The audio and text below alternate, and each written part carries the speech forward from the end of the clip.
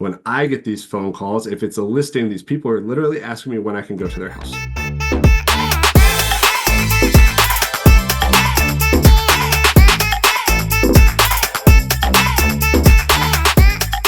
Hey everyone, welcome to Core 90 Training with the community here at eXp Realty, your one-stop shop for all things real estate brokerage. And we are so excited today because we've got Mr. Tyler Boening in the house, and he's going to be talking to us about conversion as it pertains to human psychology. Like, why is it that some agents seem to go out there and generate relationships at scale and have huge businesses, and some other agents are doing what seems like a lot of the same stuff and yet are kind of pounding their head on a wall? And if you identify with that second group, at the end of today, you won't anymore. You're going to have some tools and tactics and strategies that help to move you forward. And I got to tell you, by the way, Tyler's a part of the amazing Rockwell organization. Their group did over 450, nearly 500 transactions last year, which sounds crazy. But when you start to understand the basics of psychology that are playing into why it is that these agents are able to do so many transactions, and also how you can just leverage this for yourself,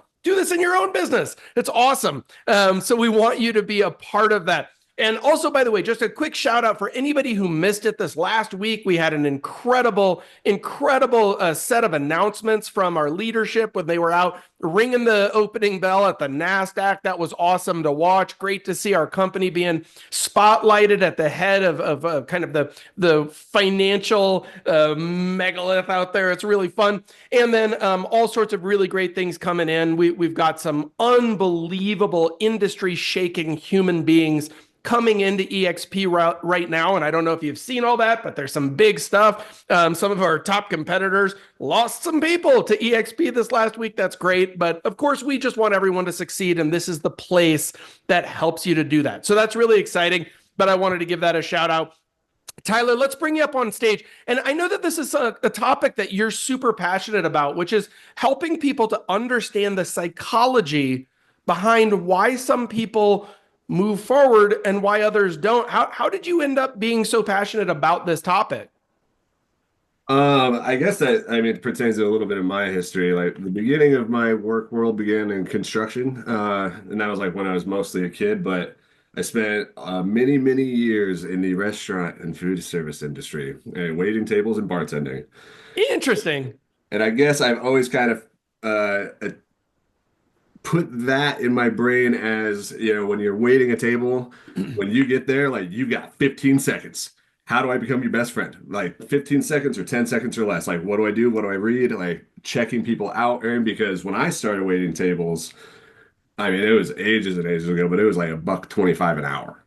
So that 20% tip was That was the whole comp. Yeah. The rest of it's you're buying shoelaces if you're lucky, right? Yeah. Yeah.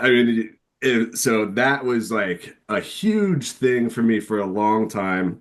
And then I had the joy of moving into car sales, which if you actually sell cars, within the first 5 minutes, you're actually the devil when you meet somebody, right? They kind of hate your guts and think you're out there to like. I've always thought that way of you, man. That's perfect. Hey, so in that same token, it's like, okay, I've got like the timer starts right now. How do I get this person to not think I'm like Satan in a handbasket coming after them, like wanting to sell them a car? And like flipping that script. So And also, how do you do that without pandering, right? Because we've all had that waiter that comes up and they're like, "Hey there, welcome," and you're like, "Okay, like I didn't come to the circus. This isn't Cirque du Soleil. Like, chill out, man." But so there's got to be some sweet spot, I would guess, right? Yeah, and really, it's reading the energy, and like that's the very first thing to do, like at all ever, like in those first 15 seconds, like like reading the energy. If they're calm and chilled out, like if they have kids, like it's like how am I going to address either like their energy itself, distract the children, right? And that's a huge thing that I'll probably bring up later, right? But if they're like happy and bubbly and everything else, right? Like Use like a little cattle prod, or what do you do? yeah, exactly. Right? Like might as well poke them with a stick. Right? But bringing that in that mirror sense is everything that I've ever done in sales. Because overall, because I've only been licensed for like 5 years, right? But I've been in sales for like 14, 15 years. Yeah, So that's like where my background comes in, like this, like sales process, like what it all looks like. In car sales, I was always known as a customer advocate. I love that. Well, and actually, let's put hold on for 1 second because I just want for anybody who's on here who heard the word sales, and I've seen this happen before with sales professionals in real estate, where they're like, "Well, I don't want to be a salesperson." Awesome. Well, don't sell anything then. That's perfect. How's that feel? Right? Like you got your license. Now you don't sell anything. You're not in sales. Perfect. If you're selling something, you're in sales, whether you know it or not, and whether you accept it or not, or want to identify as that or not, you are. But there's a great way to do that that feels welcoming and doesn't feel forceful and doesn't feel uncomfortable to the consumer. And then there's the way that all of us go to in our head when we say salesperson, right? And it's like that guy that's like, "Hey, are you looking at a red Toyota today?" And you're like, "I want to jump off a bridge right now. Like this is not okay." So the sales by itself, the word is not a four-letter word, right? It's five. And so we're okay. We're outside the evil zone. But what Tyler's going to be talking about today, and I'm going to get out of the way, but what Tyler's going to be talking about is how do you change then your relationship with sales so that you can change your relationship with the consumer. And if you do that, the world is yours. You get to take over because most people don't.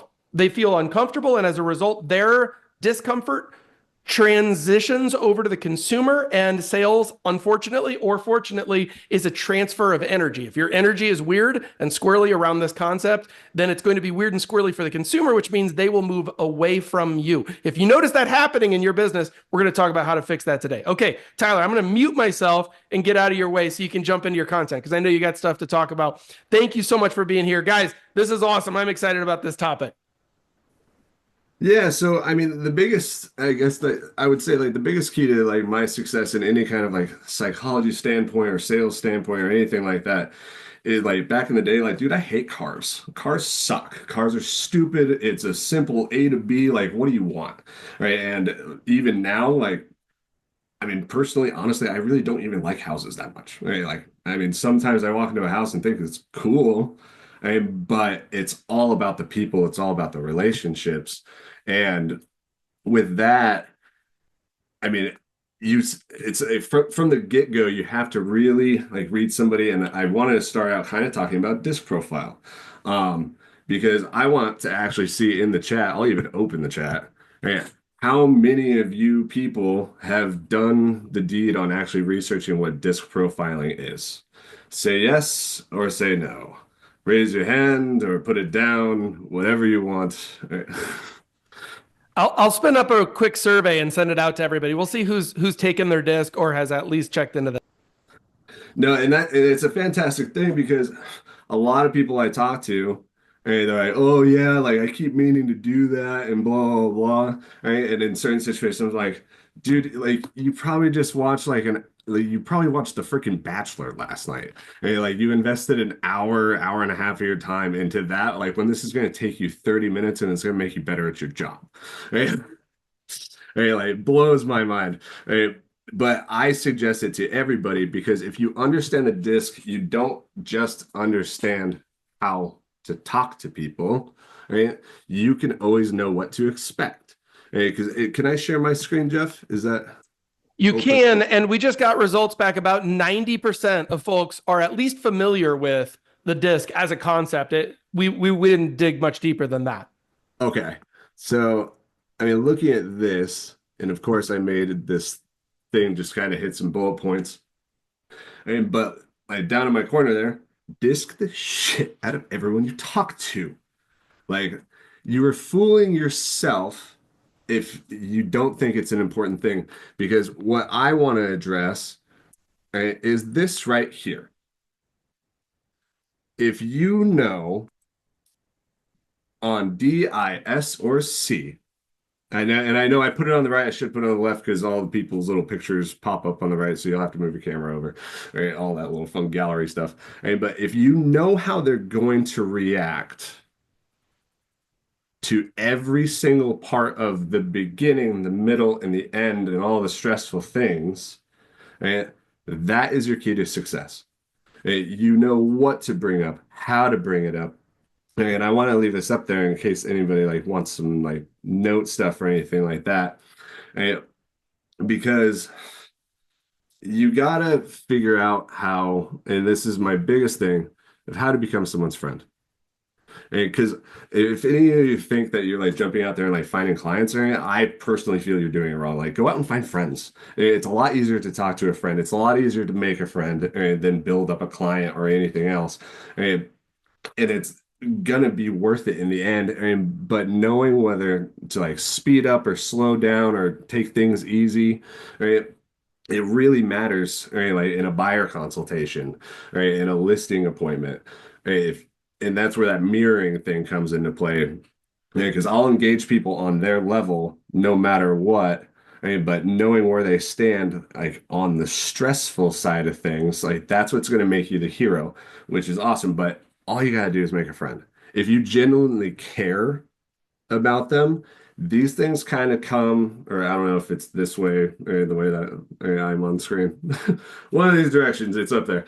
Um, but if you generally care about people, these things are going to come natural. You're going to know exactly how to address, X, Y, Z. You're going to know exactly like where their brains are at and how to tackle it. Because everything within DISC, I have another fun little acronym question. How many people know what CBT is?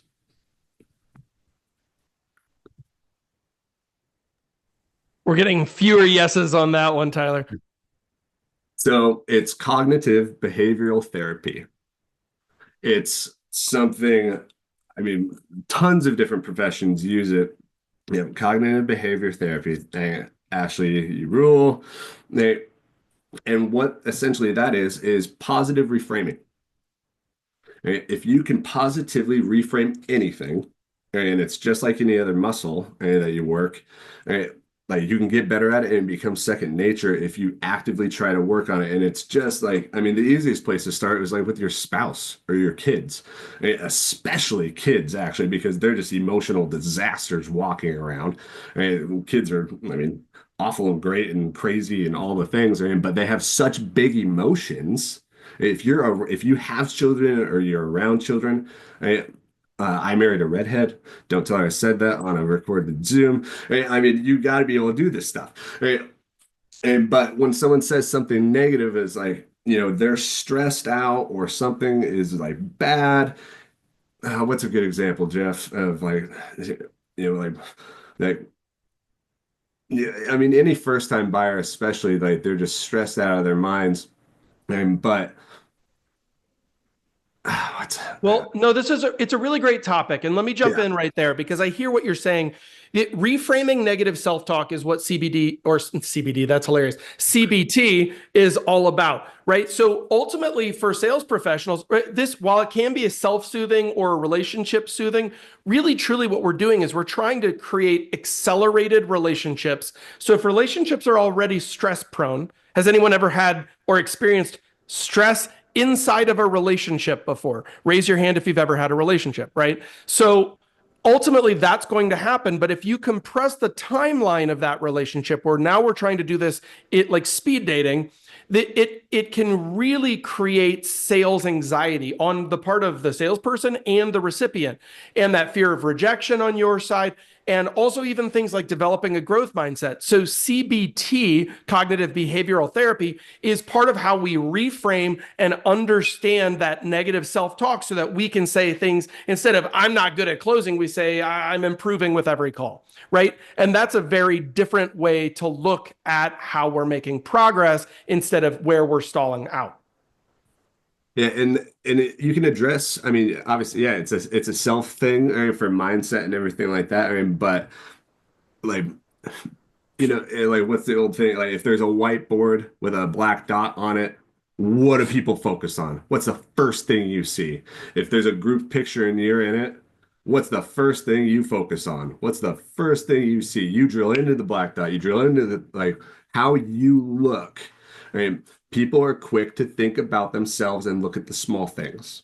Right? And that's what they'll focus on unless you can reframe that small thing.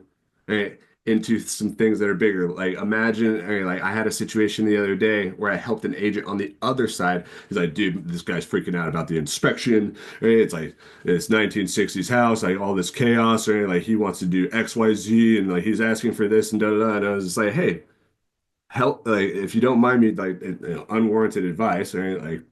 Like I can send you a few. And if you have some, I mean, I know you're like experienced and like you've been doing this, I mean, probably for longer than I have. Right? Maybe it would be beneficial for you to send him a handful of inspection reports of houses in the same price range that you just kind of have on hand to show him that this is kind of what you're going to be looking at, like no matter what. And he's like, that's a good idea. But I took his negative and he was obviously, I mean, he was like all over the place, stressed out and everything else. But taking that negative, right, and reframing it to like something a little like one that like makes sense, two that's easy to see, right, and like three easy to execute. And like that, I mean, it was just a quick little surefire cycle. But like in my book, I'd say that's a sales skill.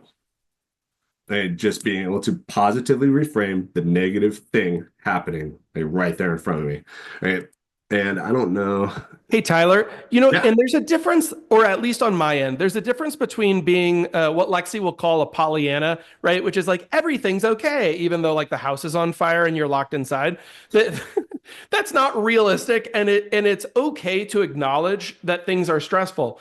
But sometimes even simply acknowledging that the stress exists Mhm. reduces the stress because the person feels validated. They feel understood. They feel like you see them, like you understand what they're going through. Like saying to someone, listen, I understand this process is stressful and it's different for me because I do 100 of these a year or whatever, right? It's different for you because you do one of these every 100 years. It's a different vibe. And so let me be your guide and let me take on these big stressful things so that you can enjoy the outcome because the outcome is you're going to have this beautiful new house or you're going to sell your house and make max dollars, right? So there's reframing, but it's not just painting a silver lining around dark clouds, right? It has a different feel than that.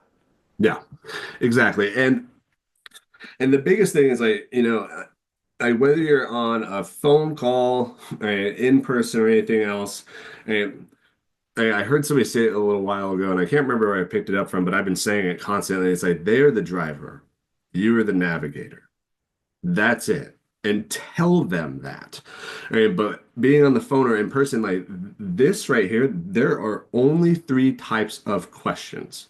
Right? And if you ask them correctly, you are going to get all the information you need, and you're going to become friends. Right? And I do it like strictly because I freaking love people. And but like jumping into something like this with the investigative questions and open-ended, like I have a few rules attached to these. Like if you guys are making cold calls or anything else, like dude, yes or no questions, that can either be your hanging or it can be the single greatest tool you have. Right? Because and put it into the chat or somebody raise their hand. When do you think the best time is to ask a yes or no question? Anybody. I would. When you already know the answer. Oh, Joanne Graham, you're so beautiful. When you already freaking know the answer. And because the thing with those, part of the sales thing, and you do it right, like because you genuinely care.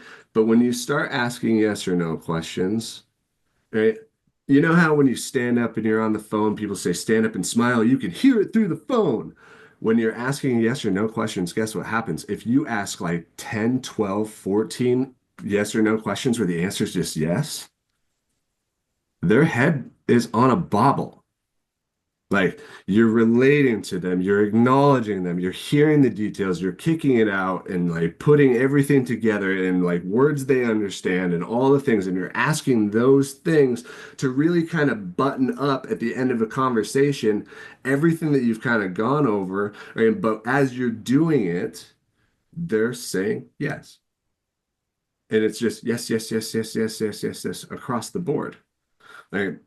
And you're just handling and putting together that consultation. Or that first time meeting, whatever it is. Because like personally for me, like, especially on cold calls, like the team I want, like we have like 150 leads incoming a month. I can pick up the phone and make cold calls anytime I want. Like we had a competition a little while ago where the freaking to qualify for the whole thing, you had 2 months to do it. You had to make 500 phone calls, 2 minutes or more, like counts as a phone call. I was screwed. Like I had no chance to qualify for that. And because when make these calls, my goal for every conversation is 20 minutes or more. And that's a huge thing, like in car sales that they taught me, like part of like the process is like the longer you can keep somebody on the phone, the more and more that funnel dwindles down because there's a lot of people who I've talked to who literally think I'm probably the only real estate agent in the entire state of Oregon because I just held it.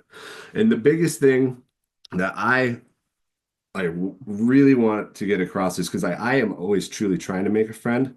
Don't talk about real estate. Like, shut up.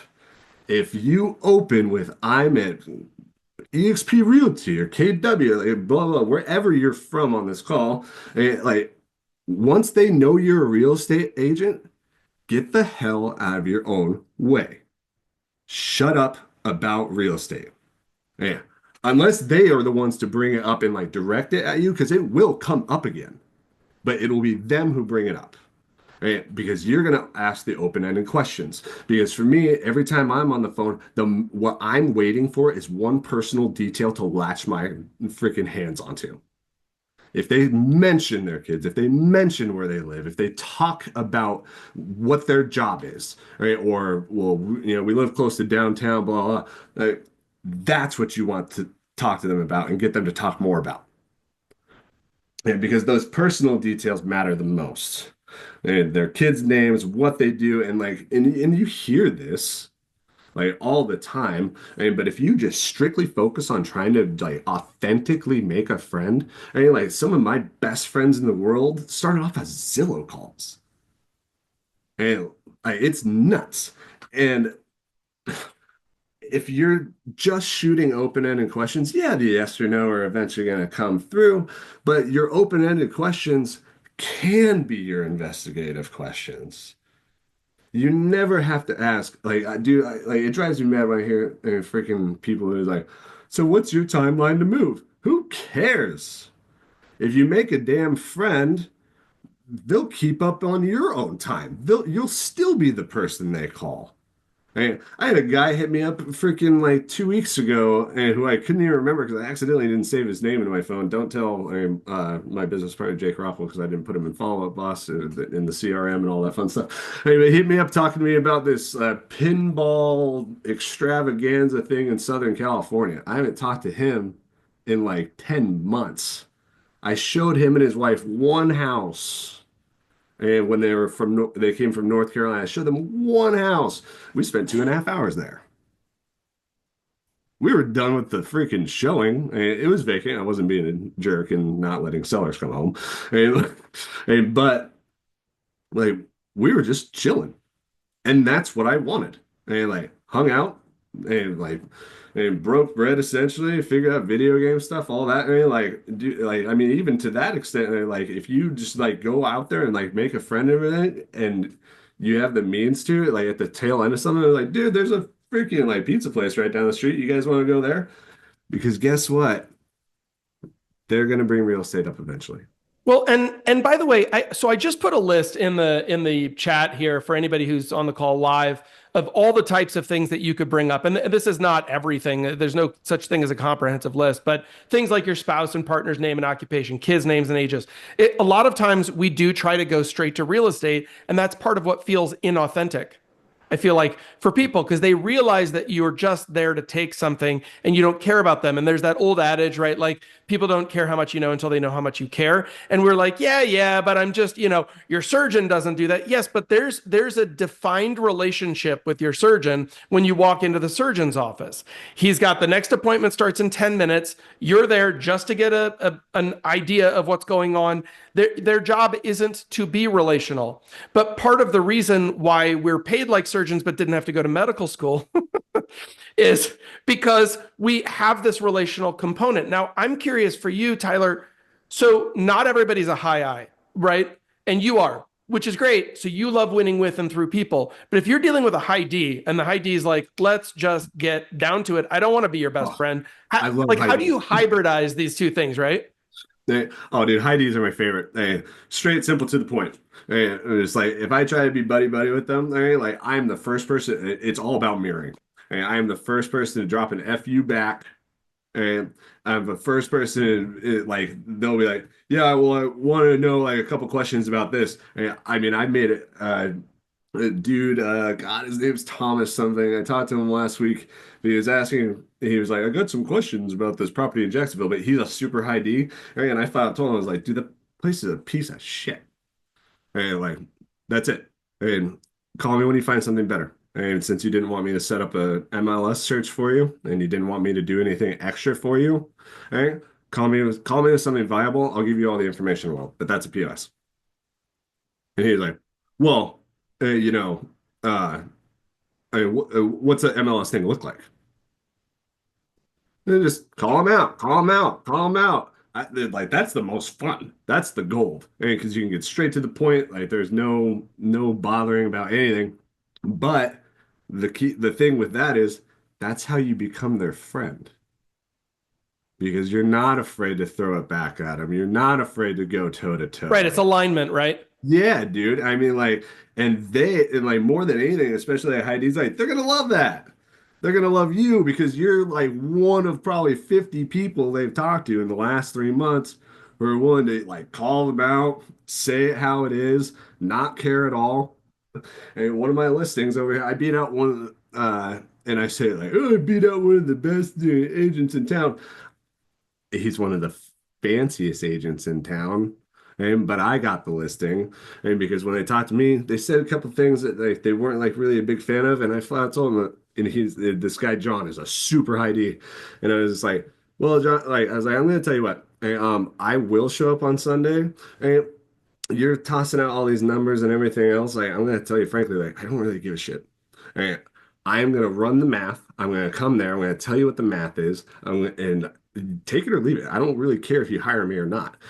I'll give you the math. If you decide to go with me and you want to float your boat and put one or two more commas in there or whatever, like sure, dude, go for it. Like, I don't care. I'm gonna show up in a Henley. I've got jeans. And I'm not wearing the stupid pointy shoes. Right? If you want a blue collar worker who knows how to write contracts working for you, I'll get the damn job done.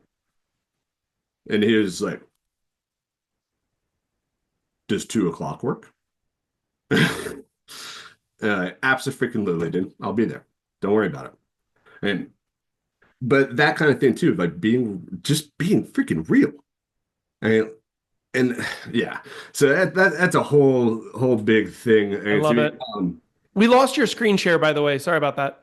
oh, don't worry. I turned it off. I thought that was Perfect. there. Okay. Yeah, I'm not used to doing this. I'm just having fun. It's like the Wild Wild West in here. Uh, but I, like to put it in a like viable thing, and it like to show you the proof in the pudding. So a long time ago, I and my family and I lived like on the outskirts of town. There's no service, anything like that. I drove to my office on a Saturday because where we were had no cell service, no internet, no nothing. So I was just like naturally like when you go out of service, you get stressed out. I had been out of service already for like 14 hours. So it's like, what's happening in my business right now? This sucks. So I drove to the office and I picked up a phone call from a guy named Martin Witter. Martin, he has since passed on, but he became one of my single best friends in the entire world. He's an older guy. At the time, Martin was probably like 65, 66 years old. And I also love old people, but that's a whole different everything. But Martin and I talked for 4.5 hours. 4.5 hours. And people think that's nuts. And I use this example sometimes when I'm talking to people. And like, I like to hold people on for at least 20 minutes. 45 minutes is a great conversation because then I know I'm the agent that's there. And this is just to show you like what it's worth to make a friend. I've always kind of used this, but I've never actually like, really added up and looked at it. And if Jeff wants to help me calculator this, I added up from Martin. I sold him and his wife a house, the daughter and her husband a house, the niece and her husband a house, and their best friends and in-laws a house, and then the referrals started coming. And I've never actually added it up, but I wanted to add it up for this class. So I have a list that's closed already with 2 current active listings attached to it. And then the little list next to it is all of that plus the 2 current referrals that I have that are active buyers. Right. And it adds up to in volume, $6,771,999 in 3 years. And I don't even know, Jeff, what's that divided by 4.5? 6, 7. It's a lot. It's like 1.5, roughly. Yeah, so divided by 4.5. Yeah, so that's $1.5 million an hour. Given, obviously, throughout all those, like, there are additional, like many listing appointments, many showings, like many things like that, and a whole hell of a lot of other relationships to build. Right? But like these are like my A-sphere people. Right? Like these are the people that I take to the casino once a year, right? And I buy everybody rooms. Like they're like Tyler, can I? and what? I want to sound off on this because it's interesting, and I think there's always this misconception that like top producers like you are just going from appointment to appointment, just chopping off heads, signing contracts, running away with the house, like whatever it is. I don't know what the perception exactly is, right? But what's interesting is there's always a different standard of care that's required to build authentic connection with another human being. And I wanted to sound off on this because I connected deeply with what you just shared. There was a gentleman that I worked with up in Salem. It's been years and years now. And he and his wife ended up moving out of state, and that's great to be closer to their kids. And he was the grumpiest old son of a gun I've ever dealt with in my entire life. And he was one of these guys, like anybody else would have described him as a nightmare client. His name was Bob. I won't share his last name to protect the innocent here because I'm going to say some crusty things about him. But Bob would bring me over and it didn't matter. I would call him up. Listen, the market is telling us that we're probably going to need to do another price adjustment. I know that you guys need it. I'd remind him of his motivation. He would just fly off curse words like a sailor. This guy had been in the military, and he was just this big, very stocky 65-year-old guy. You're coming over here right now, and we're going to talk this out. And so I would come over, and I would go over there for 2 to 4 hours every time. And I would sit down in his house, and he'd sit down, and he's upset, and he'd sit in his favorite chair, and he'd kick it back, and he'd pour me a scotch, and he'd pour himself a scotch. And after about the second time we did this, I realized this guy was just lonely, and I was his company. And we were always going to get to the outcome, but he needed human connection, and I was getting free scotch out of the deal, so I was pretty in.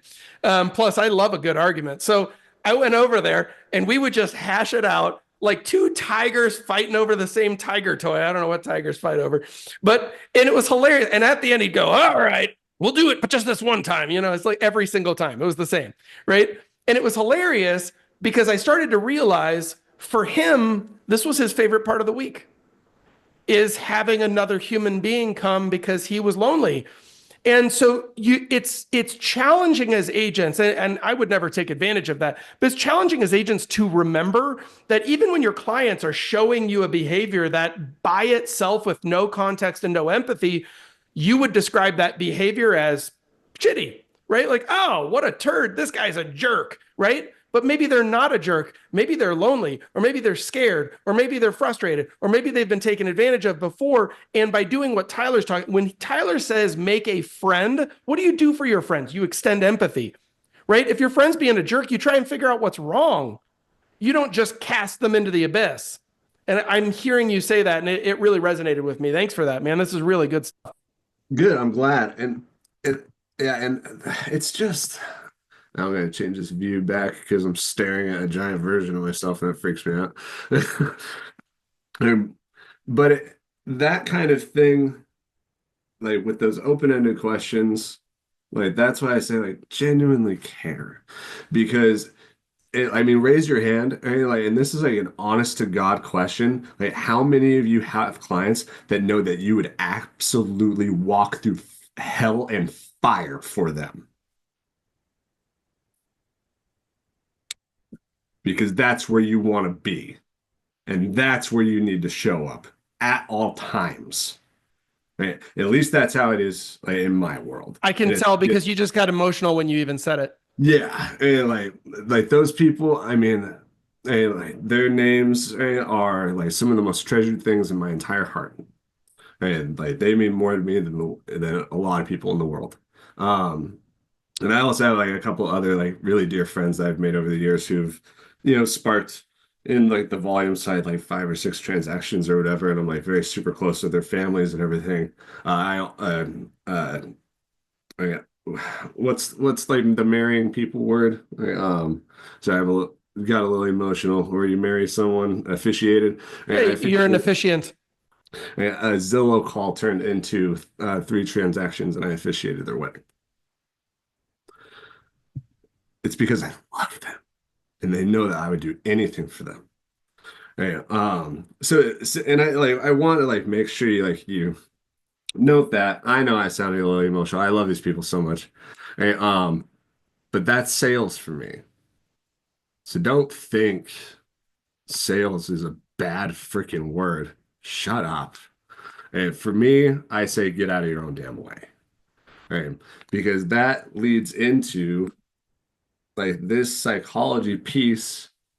And like as I said, in the bottom right corner, right? Like they're the navigator, you're the driver, all the fun stuff, right? But there comes a point when you're speaking with them, or hopefully God, like before you freaking enter into an escrow or transaction with them, right? The psychology behind it, you have to be the one to insert I, we, and us. You have to, right? Because that's what's going to get you the most trust. Even in times like where I've screwed up in a transaction or something like came apart where I failed to do something, like something slipped my mind, like whatever, because we are a team and I did this for us and I accidentally did this to us and like but we're the team. And anytime I've screwed up, I almost dropped the F-bomb, Jeff, but I held off. Anytime I've screwed up in the last like 4 years, I think there's only been like 1 or 2 times that my people weren't absolutely forgiving, who weren't just on point, like, dude, you're human. Like, it's all good. Right. And it can start super early. And this is something you can take away of like when you even just try to gather information or like showings, right? Like the first go around of you start slipping it in and because you want to be on their level and be on that team. It's like, hey, I just requested that showing for us. All right. I know I can be there at like 5 o'clock, but when can we all be there? And you start dropping it in and just do it. Right? Because then eventually, I mean, you are the team and they're saying it. We know you have this, and like, and they start saying the we and the us, like all over the place, and that's exactly what you want. And because once you're on the same team, there's nothing that can stop you. Right? I mean, there damn well shouldn't be anything that can stop you, right? Because you're the real estate agent, you're badass. Hey, but like that's the biggest piece of that, like that I mean, I don't know. I hope it's an actionable item that you guys take away to the furthest degree possible. Right? It's a really cool freaking thing to be able to do, but you have to be authentic, right? And you have to know the steps. And because as you're guiding them through these things, and when you become like the we and the us, you are the person in the sales process who know the process top to bottom, what the steps are, and you have to set the next expectation. And part of your authenticity is setting a realistic expectation and then following through. One quick one to start things off. Like the first time you show a house and you guys have a blast and you spend an hour there and you become friends and everything else, at the very end of it being like, all right. And so when we leave here, and I'll go put like a little bit of like a list thing together, like on my own accord. But what I'm gonna do is open up a text message conversation with all three of us, so that way moving forward, like nobody's missing anything, everybody's on the same page, time frames are there, right? And especially when we get into escrow, putting that into their mind because that's one of your steps. Your job is to get them into escrow, right? But slowly putting it in over time, like, and then especially when we get into escrow, I don't want anything to be missed. But send me a couple more of those houses after I open it up, and like ones that don't, like, even if it's out of the price range, and like I want to see your style. Like show me like something like with the colors or this. Like I know you want a yard for the dogs, or but like send me a couple more because then I am going to follow through and open up the three person text message conversation. But guess what I've also done? I've given them a task. They have homework to accomplish. You're bringing them into the fold where they're contributing and you're contributing. And if they're contributing toward a goal and you're contributing toward a goal, what does that make you? You're a freaking team. And that's just one of like the little spots that you can do it, and like moving through that's how you win. And if Tyler, you and you're also authentically hearing people. And this is so valuable because a lot of times we're like, what do I need to say in order for people to want to work with me? And the answer is you don't. You need to hear them. You need to hear what the other person is saying. Stop freaking hearing yourself. Like it's a huge problem. In fact, there was a book a number of years ago. I was kind of, I'm by the way, I'm very learned in this category, meaning it's not intuitive for me. I didn't this wasn't natural. I'm not actually great with people. I was a massive nerd in school, didn't have a lot of friends. Boo hoo moo. Anyway, but like moving on, I had to figure it out, right? You just have to figure stuff out. And I know people who are like this. In fact, I had a great chat this week with a dear friend of mine who he's kind of trying to figure out this piece of his world. Like, how do I authentically engage with people while also building relationships at scale, et cetera? There's a book that really helped me. It was the book is called I Hear You. And I pulled it up. I put it in the chat here. It's the surprisingly simple skill behind extraordinary relationships by Michael Sorensen. It's an easy read. I remember reading it my first time. Lexi and I were on a long flight, and I read this book. I'm sitting there, I had tears coming down my face, and she's like used to me being weird, and like I was just having all these realizations about how much I was screwing up relationships in my life, because I was not doing this one single thing. It's one single thing, and you do it intuitively, which, by the way, bravo.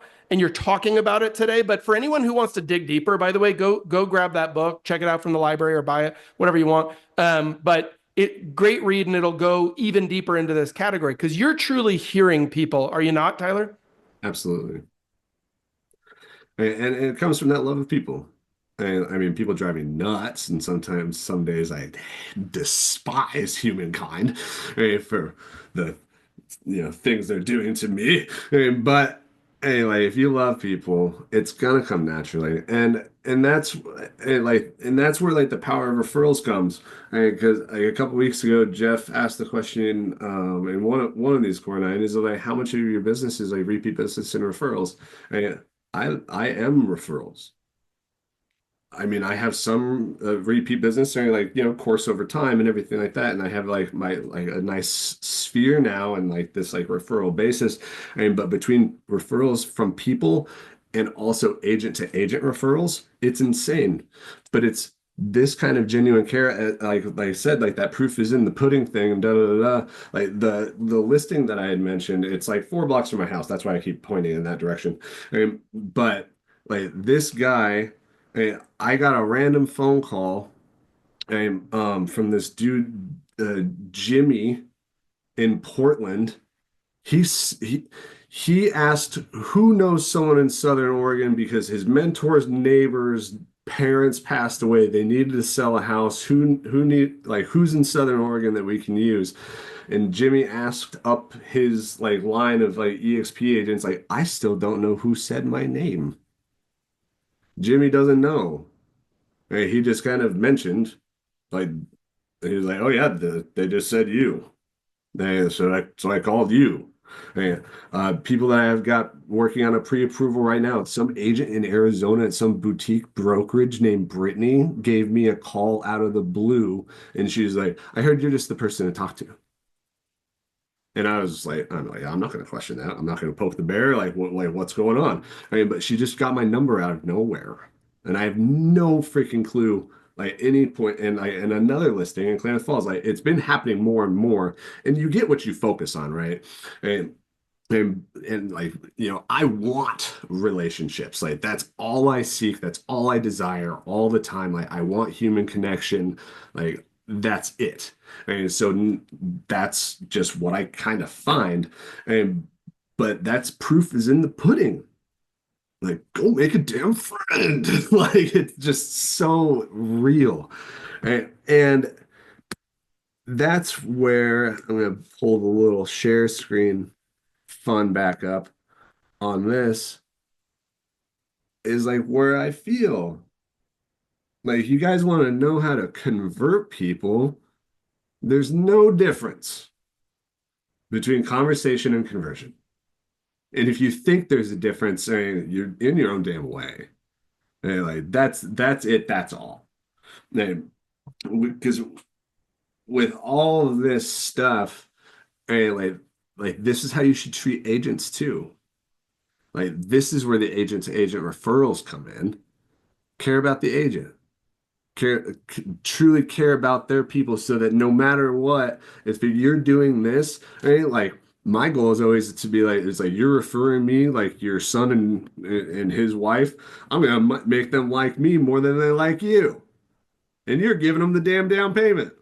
Like they're gonna like me more by the end of this. Like this is gonna be awesome. But creating that kind of confidence in other agents, I know for a fact is the source of why these people found me. Because I did enough agent to agent referrals and that when those agents touch base with those clients, they were like, how'd it go? Or anything else. And I update along the way, like every time, hey, the inspection's on Tuesday. Hey, the appraisal is scheduled for Sunday. We're supposed to have it back by the 22nd. Like I keep them up to date. I do like the due diligence of that job with referrals. And but oh, that didn't stop my screen share at all. But that's how you do it. Like you want to create a book of business and that is just going to feed you endlessly. And like those agent relationships are just as important, right, as any relationship with any friend you have. Tyler, you know what? It's interesting because I see you do this, by the way. So this is real for Tyler. He's not faking the funk on this. And this is what you've got me excited today because you're reminding me of a whole category of building business. And I remember when I first came into business, and some of you were around when I did that, and I was very competitive in an unfortunate, I would call it, way, right? Because I had been trained to believe at some point that there were two ways to win. One is win at all costs, and the other is make sure all of your competitors lose, and the de facto solution is that you win. And turns out there's a third way, which is the most fun way. It's what Tyler does, which is get everyone who knows you to want to see you win. If everybody's rooting for you, you're the home team. And that's an awesome thing. Not everyone in your market needs to hate you in order for you to win. Not everyone in your market needs to feel stomped on by you. In fact, what if they felt supported by you? They'll be cheering for you by the end of that. And the interesting part is when that happens, when you are the person who pulls the community together, the interesting little title there. But when you're the person who ties everybody together, people start rooting for you. And when people are rooting for you, you become the de facto winner. You don't have to try to compete very hard because everyone's trying to help you win.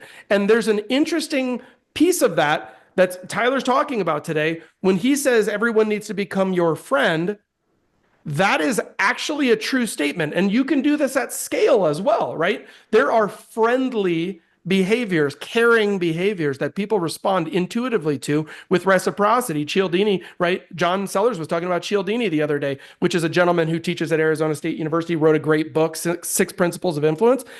He talks about reciprocity. Reciprocity is I feel like you like me and take care of me, and therefore I like you and I'll take care of you.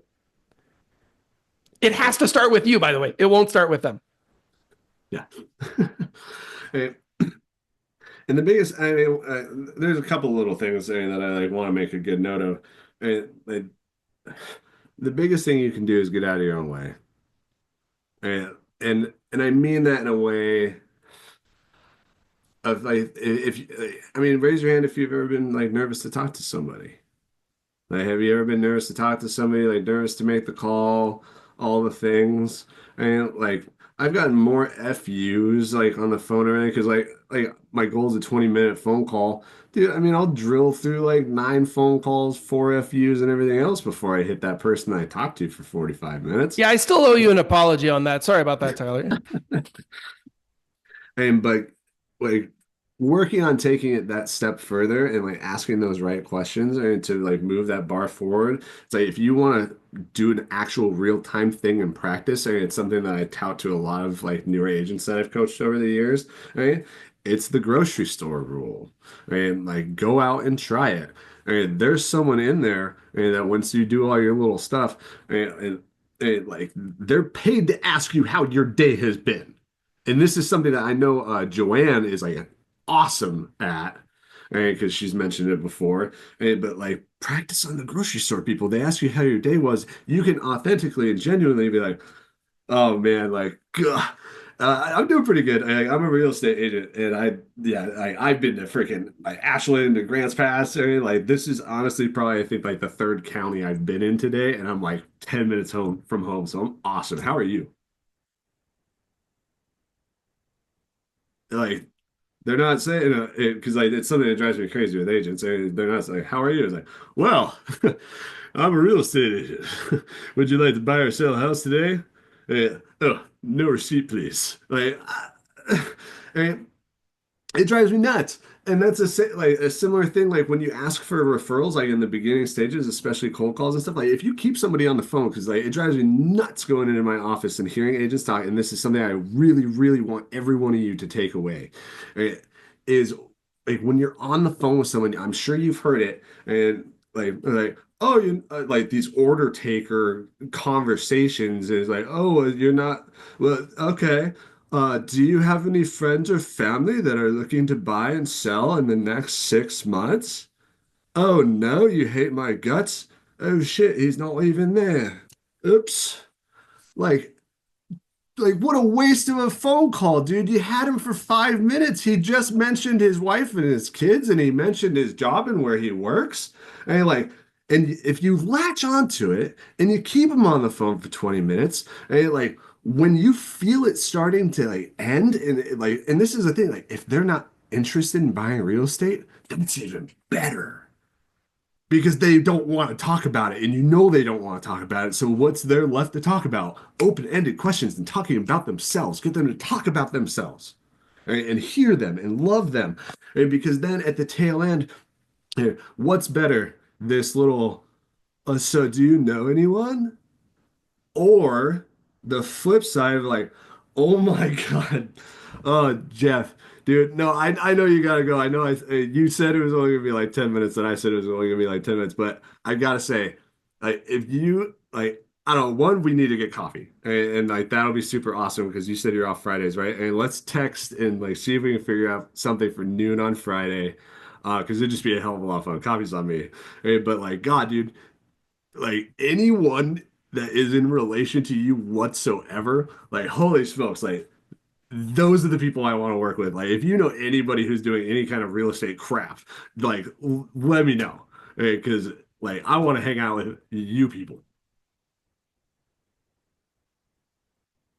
They're actually probably going to think about it. And in sequence, you just made a friend for a $3 coffee on Friday. They've got 48 hours to think about who they know because then they have this thing in their head, this schedule thing, and like you went and made a friend. And how I said like real estate will always come up, and people are like, "Well, what do you? Yeah, do you want to go get lunch on Friday?" Like, no, I'm actually going to get coffee with this real estate agent. I've had so many meetings like that of people in town, like coffees and lunches and stuff. And like, there's nothing real estate involved, but when people ask them, like, you just bought your house like 4 months ago. Oh, I know, but like this guy was just awesome. And, like, it's, it's all snowballs on top of the freaking like top of the mountain. Start pushing them down. Just start pushing them down. And like that's all you gotta do. And like getting that cycle going forward because then that guy, like, especially like since he bought 4 months ago, for me, like in the world we live in, like honestly, I mean, like every single one of us could talk about real estate for hours, but like if I have somebody who bought that house like just a bit ago and they don't want to talk about real estate, thank God. Thank God. Because I can just hang out with them.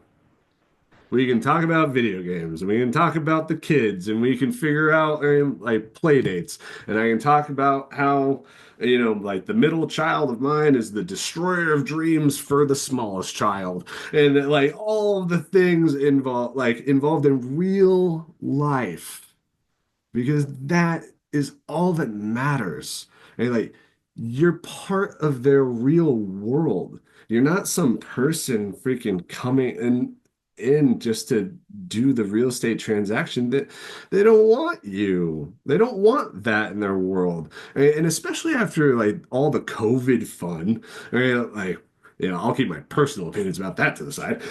But like it isolated people. People are looking for connection.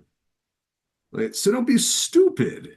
Like, and I'm not trying to be a jerk to anybody on the call. I'm abrasive. But they like people are looking for that connection. So why wouldn't you go out and give that to them? Right?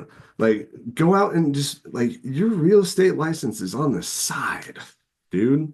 Like, just go talk to people, make the friend. Right? But the biggest point of it all is when it does come time, because real estate will come up at the end of the conversation, or like, what's like the first one, if I can tell I really got somebody on the hook on the phone or anything, is like eventually like, so what is the market like?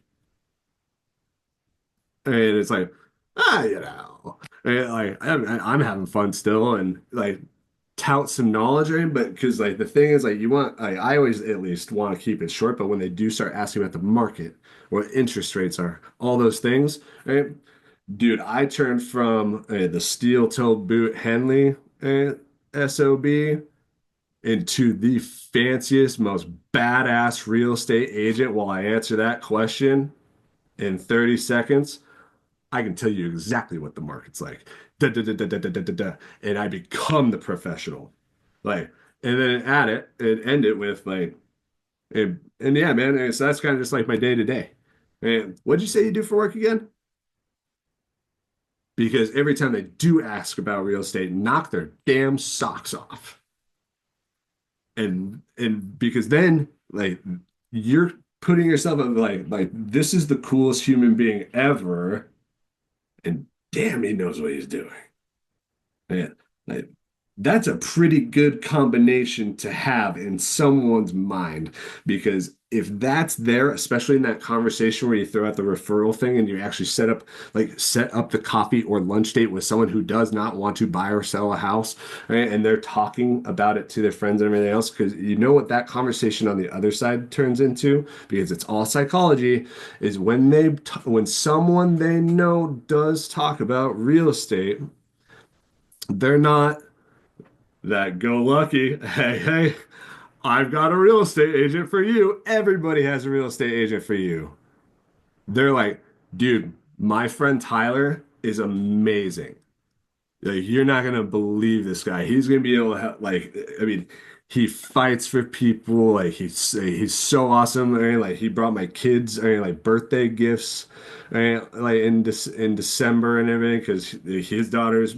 This is a real life example, because his daughter's born in December. And he knows how that like birthday Christmas thing is. And like, is that a handoff that's better than being in competition with four other people? I mean, because relationships, when I get these phone calls, if it's a listing, these people are literally asking me when I can go to their house.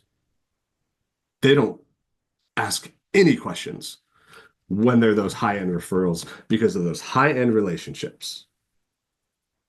And so, yeah, and this is like a soapbox thing for me. And but like, though, that's the strongest like client base you could ever have. And it takes time, right?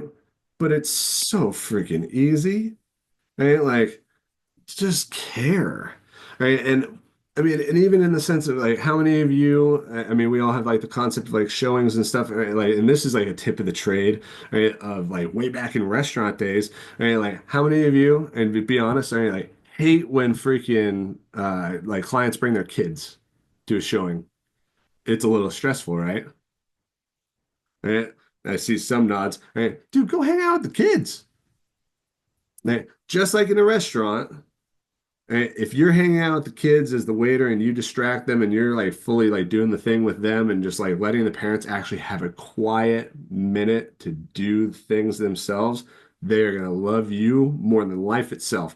And the kids, the things that they care about the most are going to remember your names. And that is where some gold is at. Right? Like, showings and like listing appointments and stuff where kids are around, that's the best time I have in the entire world.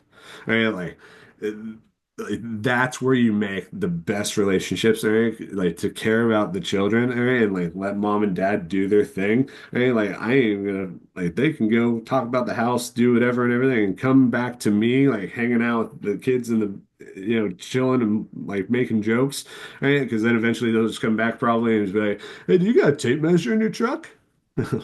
Well, son of a bitch, Johnny, I do. I do have a tape measure in my truck. And like, You know, so Tyler, one of the things that just came into my head too is, and I love this because when you're relational, people start to develop a sense that you're part of their tribe, that you're connected, and that therefore you're not a threat, right? The thing that we call the lizard brain, the amygdala, doesn't respond negatively to you and therefore want to push back. The thing that makes you want to push back, and he was mentioning car sales earlier, and we all have this like classic image of the car salesman, like this high pressure person puts you in a headlock and slams your head against a Honda until you buy it, right? It's like, that's not going to work. But what's interesting about this approach is that people start to trust you, and there will be a magic moment. There will be a magic moment when you get the opportunity to show your fire, but you got to not rush that moment, right? Like, somebody is dealing with you, they're engaging, maybe they're looking at a house, maybe you're not even talking about real estate. And then they come to that moment that you mentioned a few minutes ago, which happens, by the way, at every winery that I ever go to or dinner party. Somebody at some point, they know what we do. They know we're in real estate. They know we're movers and shakers in that department. And at some point they'll be like, so how's the market out there? And you just got to be ready. Like, honestly, I would say write something down and memorize it if you're not comfortable in this category. To be able to just rip something off, like the housing market's adjusting to high rates and tight liquidity, slowing price shifts and buyer seller alignment. How you navigate it makes all the difference. Something that you have ready to go, and then they're going to be like, dang, that person knows what the hell they're talking about. And then you can be like, anyway, I got to get a refill, and you head off. Like, don't the mistake that people make is they drop the curiosity bomb, right? It's like, do you remember E.T. followed the Skittles? Right? But can you imagine if I don't remember the kid's name in ET, but if the kid snuck up behind ET and shoved his face down, take the Skittles, take the Skittles. That's what a lot of people try to do with sales. Like, just let him take the Skittles. He loves Skittles. He'll come to you. It's okay. You don't have to like pound him into the candy. And when you create a little bit of curiosity and clearly are the expert in the room, people are drawn to you. And if they like you already, now they're double or triple or probably 100x drawn to you. And Lexi does this all the time. And I'm always blown away. She'll like just build a relationship with somebody. She never talks about real estate. And suddenly she's just taking listings out the yin yang. And it's like, what in the heck are you doing? You're not even, it's the same playbook that Tyler's using here, right? I just build authentic connection with people. I care about them. I care about their life. I remember what's important to them. She'll remember things, and I know you do this. She'll remember like where their kids are in school and like the fact that their niece had, some type of ortho surgery and who the surgeon was and where they moved from. And I'm having a hard time remembering their name at this point, right? She's already 100 miles in front of me. And so some of us have to train in this department, and some people it comes more naturally, but whichever category you are, it doesn't matter. This is a skill you have to master. Absolutely. Now, and I am curious, like from the like crowd of humans in the room, like does anybody have any questions or like wonders on like what they should do in a situation or anything that's real time, like real right now, and that you would want like a very personalized takeaway from? I mean, anybody at all? Like, Well, one thing that occurred to me as you were talking is like I did put in when you said you had a 4-hour conversation or hung out with someone for hours, and I said that's nuts on the thing, but that's how I do my business, But when you think about it, I mean, some people time block 4 hours for cold calling or whatever, right? 4 hours of cold calling. What's the result? You might get one good listing or a sale or something out of 4 hours of cold calling. Or you might get a lifetime of referrals from somebody from having a real relationship because you spent 4 hours with them and cared about them. So it's just an interesting trade-off. And it all has to do, I think, with your makeup, your personality, your nature and all that stuff. So like you and I are eyes. Duh. So it's like we want to get all the details and have fun. And like I always say, if we're not going to have fun, why would I go? Like seriously, whatever the thing is it going to be fun? Because if it's not fun, I'm not interested, right? Whereas other people, it's talking about the disc. If I go, are we going to get something done? Because I don't want to waste my time. But if we're going to get something done, I'll go. Okay. And then a C person that's really detail oriented. If I go, is it going to be done right? Because I don't want to go unless things are going to be done right. I'm like, who cares? It's going to be fun, right? And then the S is if I go, like, is everyone else going to be invited? Because I don't want anyone to be left out. So if everybody's invited and included, I'll go, right? So that's just a really quick example of how people operate and what interests them. So since you and I are, interested in fun and connection and, where's the party? That's why we want to spend 4 hours with somebody and just get all the details and just enjoy each other's company, right? So other people may not be cut out to do that, but it's all in making the other person, that's where you're saying the mirroring thing. If the other person wants to have fun, you better make sure that it's fun, right? The other person wants details and quick results, you better give them the quick results, right? So it's all the same thing from their perspective. So anyway, I just thought I just had that aha, like some people would rather make 4 hours of cold calling. No, thank you. But whatever works for each person to be successful in this business, Yeah, exactly. And I mean, even people who are like high S's and high C's, like that whole like concept of like where I'm saying like get out of your own way. I mean, like be direct. I mean, like when it's like high S's, high C's, I'll ask people, like, hey, do you just want to talk about the numbers? I mean, like you tell me. I mean, like, do you just want to talk about the numbers? Is that all that matters? Awesome. Then just talk about the numbers. I mean, like you can ask those questions, right? Like that's like part of your net yes or no question or anything. Like it's like, oh, I feel like I know this answer is a yes. Ask it because like the moment you ask, they also in turn they think that you care, that you're paying attention. Like oh, he cared enough to realize like this is where my brain's at and the thing I want to talk about, right? And so like guiding it, and it's all guiding that conversation. But yeah. And the making a friend process, right? Is there anybody else or like I'm just like spitballing and hanging out. It's just something I love. It's a topic I'm passionate about.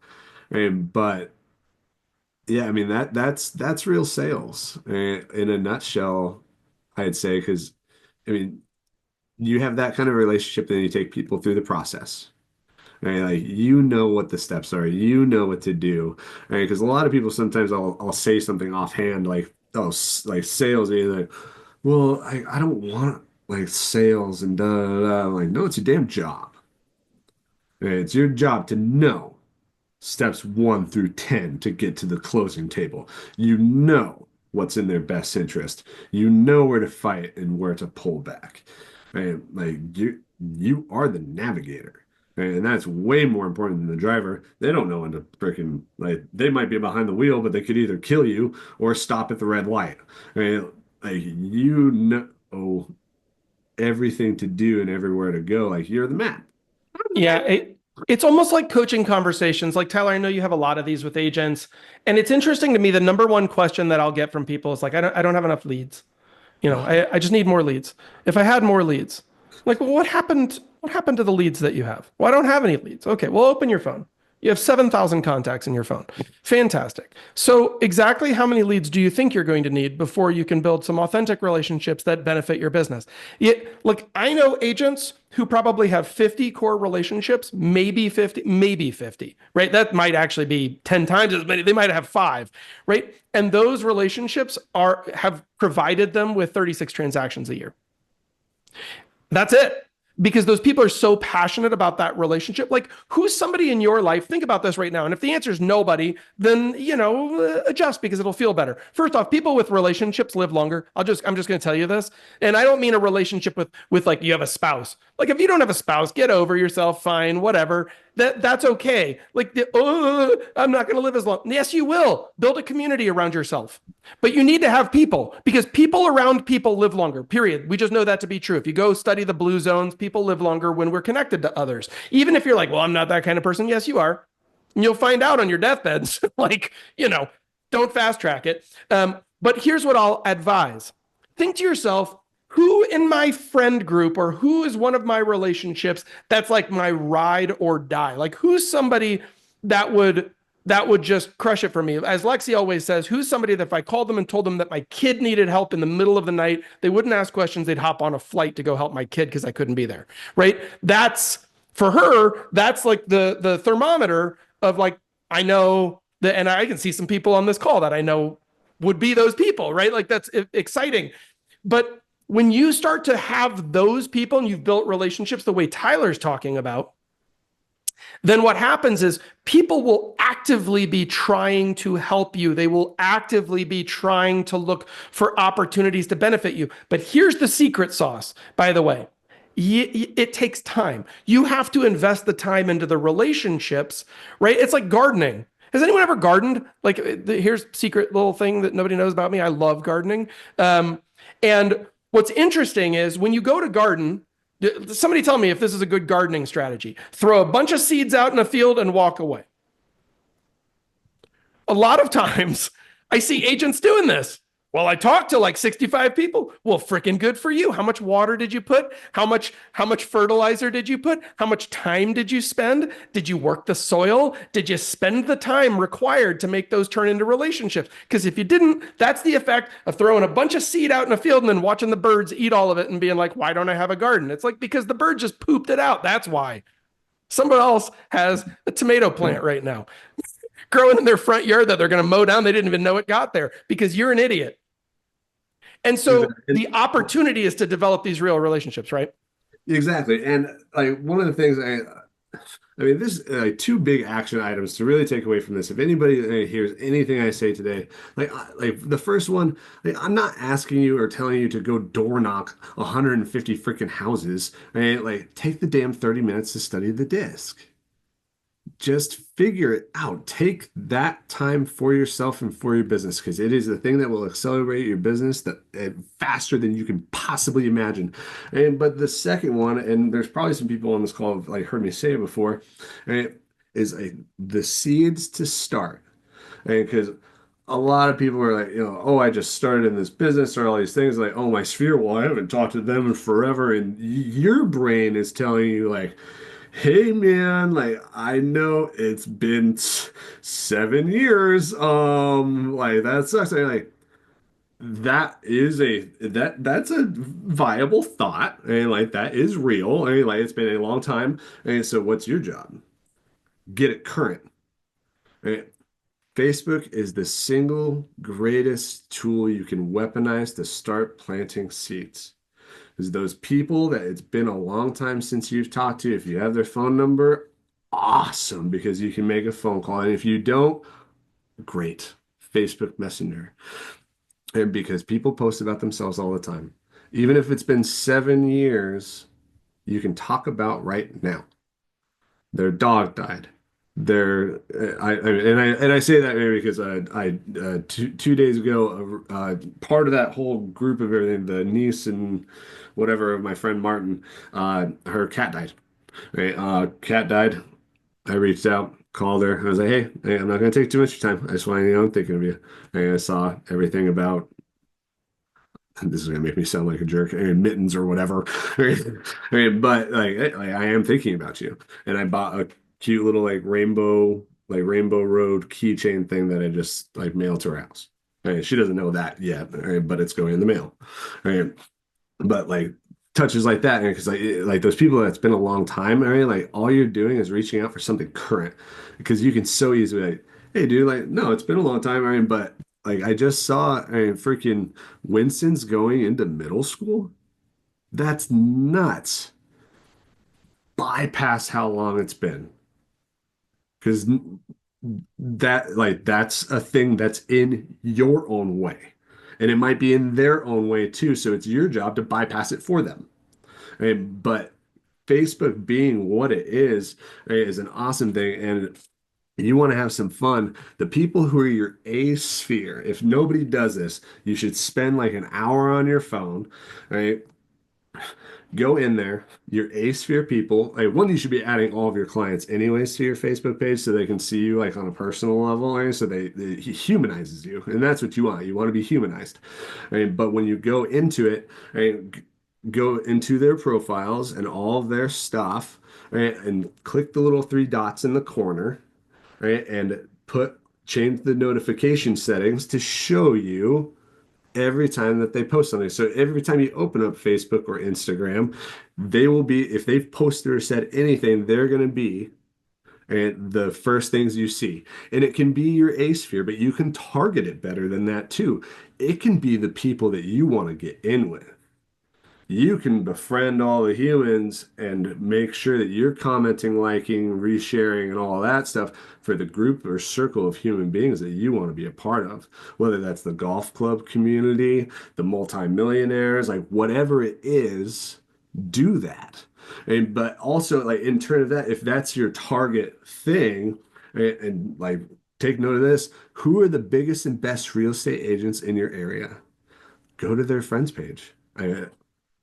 When I first started, I mean, like Mr. Jake Rockwell, I mean, oh, dude, him and I have like 882 mutual friends. I don't know who they are. I mean, but everyone on Jake's friend list, I mean, but it was like Jake Rockwell and the JJ Kramer, John L. Scott, like all the top agents. I just went to their profiles and started adding all their friends I because then it's love like that. no matter what. They're like, I'm gonna end up somewhere. I mean, like somebody's gonna see me and do the thing, and like most people don't actually look at it like, oh, I don't know him. Delete. People are like, oh my God, it's a new friend. And you're Yeah. like, they don't care.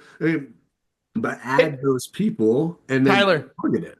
Yeah. I totally agree, by the way. And at some point feel comfortable transitioning your Facebook into a public profile page, by the way. If you hit your friend limit and you're slamming on that ceiling, seriously, because you can just continue to extend your reach and your influence. And you're going to have some lighter contacts. You might not have 6,000 friends the way Tyler's talking about today, but you might have 6,000 acquaintances and 100, 200, 500 friends, whatever. I will mention two things. One, there's two ways to build a business, right? Dispassionate and disconnected. You can go for quant, right? Like, look, Coca-Cola is not friends with every one of their consumers. They've got a huge business, but they ride razor thin margins on trillions of dollars of transactions, right? That's not you. Sorry to break it to you, unless you did $1 trillion last year. So welcome to the other side of the equation, which is you need to build relationships so that people can be passionate about you and your business. We've mentioned the DISC assessment a number of times, and I know we've got some guests on here today, which is great. That's awesome. I hope that you're gonna continue reach back out to the person who invited you here today. If you're already with eXp Realty, because you're great at making decisions, that's good for you. Then guess what? You actually have access to a free DISC assessment. You may not even know this, but I'm going to put the link right there. Just go to my.exprealty.com, log into your account. At the bottom of your home screen right there, at the bottom of your home screen, there's a free DISC assessment offered to you by eXp, no cost. Usually you have to pay for that stuff, and they're not generally cheap. Really quick reframe on this, and I know we've talked about it a bunch in the past, but I just want to put it out there. DISC assessment is not a personality test. Right? It's not a Myers-Briggs. It's not that kind of a thing. This is a behavioral assessment. And the way to take the DISC, first off, take yours so you understand what your natural behavior is, but who you are is not the point. The point is understanding the DISC so you understand who the other person is. And then you can flex if you're like, well, I'm a high D, so screw everybody else. Well, that sucks for you because 1% of the population is a high D, so you've just eliminated 99% of everybody else. Or you can learn how to move into those other lanes. And when you're with a high I, even though it makes you want to put sandpaper on your eyeballs, you can just talk and talk and talk, right? And guess what? That's called flexing your behavior to the other person. It's core to what Tyler's been talking about today. And it makes that other person feel like instead of screaming at them in English, even though their native language is French, you're just speaking French. Right. And I know we're like coming close on time, so I'll take questions and everything else. I hope everyone takes everything that I said with just with a nice grain of sugar. And maybe also a grain of salt, because a lot of this has been super talking about like being a high I, right? And this is something that I just want to remind everyone of is like my high I and my high D, neck and neck, because I I am pretty competitive, and my wife would say I have an ego, but I don't know what she means by that. But like if you're not doing these things, because like, I came to win in my market. I came to destroy. I came for people to like look at the top agents in this freaking valley, right, and look them up and down like they're garbage, right, compared to me.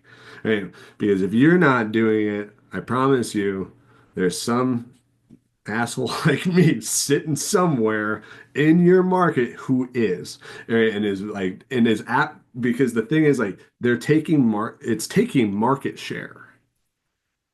These kinds of high level relationships, right? Like it's creating people who will never consider anybody else no matter what, right? Like for the rest of their lives, right? And who also in turn is like, oh, you're selling your house with blah, blah. Oh, your appointment's on Thursday. No, you need to talk to my friend.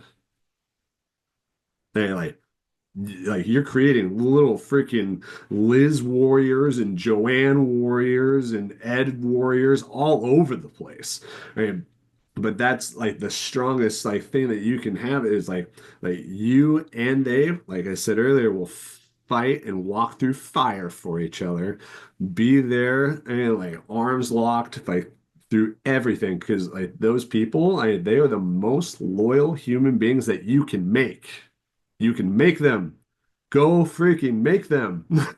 Like that loyalty is so easy to get if you authentically love. Just authentically love. And that's really all I have for my end of the soapbox. I don't want to like run over on time, but like that's like my biggest thing. Authentically love. So yeah. I love it. What a great session. And also what a great opportunity for all of us to be reminded about how our business is really truly about people. And I think it's such a good reminder. A lot of times we will all think, if I only had this, if I only had that.